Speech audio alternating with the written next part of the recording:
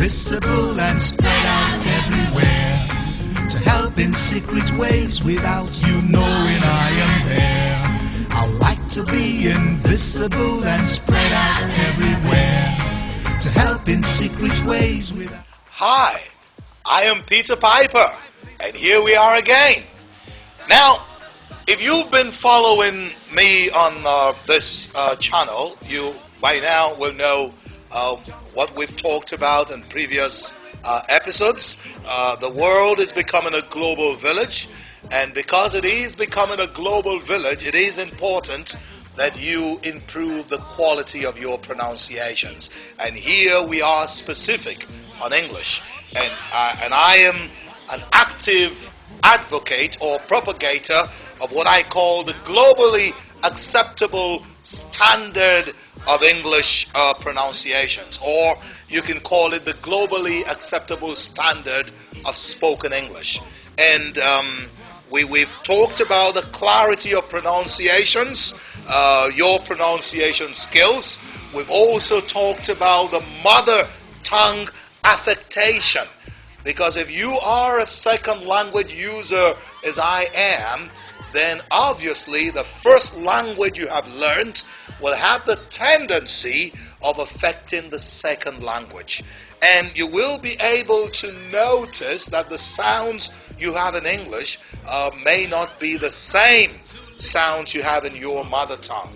Your mother tongue will have similar sounds, but predominantly with distinct features. So that is why in this channel we also have a defined phonetics, phone being sound, and net being the connection of the sounds together, so that phonetics is simply the art of getting this sounds, phone, connected together. So when you know the actual sounds and you can connect them together, then you stand a very great chance of becoming an enlightened user of spoken English, achieving the globally acceptable standard of English pronunciations. We've also talked about phonology, which has to do with the logic of how the sounds in English are pronounced. For instance, in your mother tongue, you have a sound like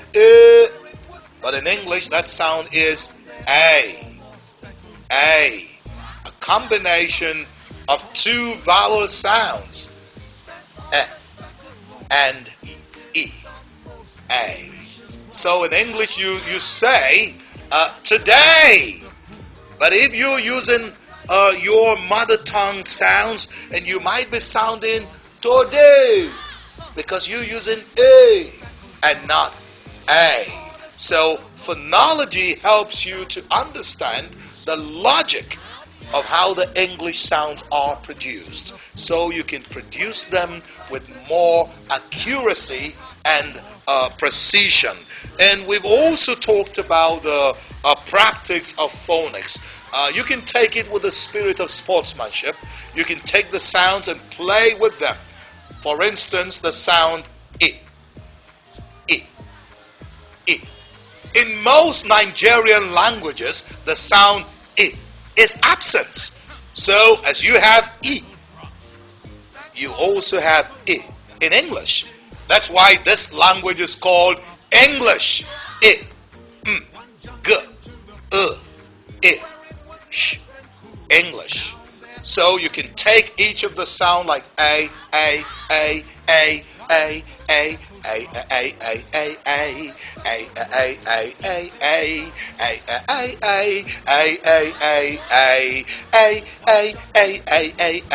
and play with it. That's what we call the sound drills. You play and play and play with the sounds until these sounds become second nature and become so simple for you to handle. You can even take the sound I.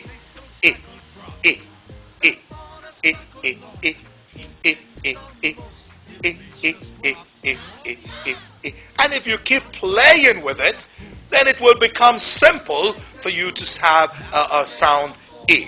We've also talked about phonetic symbols and the way they are pronounced. And I advise you, my friend, wherever you are from, if you are a second language user as I am, I have good news for you. You certainly can improve the way you speak English. You can achieve maximum clarity and minimum distortions from your mother tongue. And together, we can champion a generation of enlightened users of spoken English. Yes, we can. Do the globally acceptable standard of spoken English. Don't stop liking my videos, sharing it so that your friends can see it, and don't forget to click that subscribe button. See you.